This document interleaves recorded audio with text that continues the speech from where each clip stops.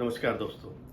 हरियाणा में एक राजनीतिक हलचल है और हलचल शुरू हुई है अंबाला के सांसद और पूर्व केंद्रीय राज्य मंत्री रतनलाल कटारिया जी के आकस्मिक निधन के कारण। रतनलाल कटारिया जी भारतीय जनता पार्टी के बहुत ही वरिष्ठ नेता थे। उनके निधन के बाद निश्चित तौर पर अंबाला में अब सुगबुगाहट शुरू हो गई है उपचुनाव की।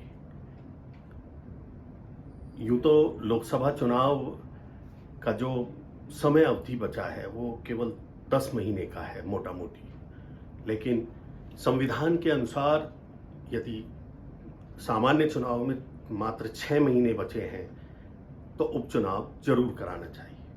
6 महीने से ज़्यादा का समय है, इसलिए उपचुनाव कराना जरूरी है। एक उदाहरण हरियाणा को लेकर के ही है कि जब जींद के उपचुनाव कराए गए थे तब सामान्य चुनाव में केवल 9 महीने का समय था, तो अब तो उससे ज़्यादा 10 और 11 महीने का समय बचा है।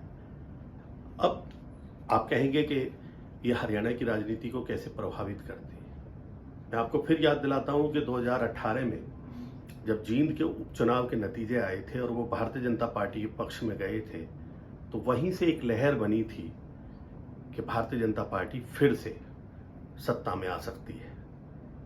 ऐसे ही इस बार अंबाला का जो उपचुनाव है वो हरियाणा में भाजपा और कांग्रेस की रणनीति और कांग्रेस का भविष्य तय करेगा।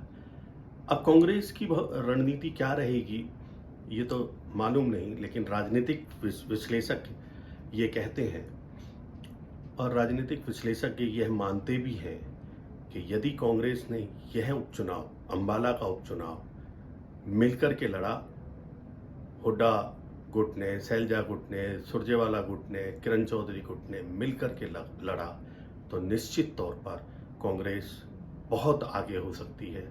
लेकिन परिस्थितियोंवश यदि ये चारों नेता अलग रहे और अंबाला को केवल कुमारी सैलजा के साथ छोड़ दिया गया तो फिर वही स्थिति होगी जो जींद में हुई थी। फिर रामविलास शर्मा जैसे सरीखे बड़े नेता को ये कहने का अवसर मिल जाएगा कि उन्होंने हुड्डा का एक कांटा निकाल दिया। क्या कांटा निकलेगा या कांग्रेस एकजुट होकर के इस चुनाव को लड़ेगी, ये अभी देखने की बात है। लेकिन भारतीय जनता पार्टी के पास इस चुनाव में, इस अंबाला का अगर उपचुनाव होता है तो पहले दिन से ही सशक्त उम्मीदवार है।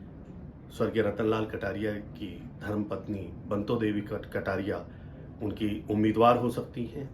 और चूंकि भारतीय जनता पार्टी को प्रत्यक्ष अप्रत्यक्ष तौर पर अंबाला के बड़े नेता विनोद शर्मा का समर्थन प्राप्त है, उनके बेटे कार्तिकेय शर्मा भाजपा के सहयोग से राज्यसभा के सदस्य बने हैं, तो मैं निश्चित तौर पर कह सकता हूं कि भारतीय जनता पार्टी अभी तक अंबाला में आगे है।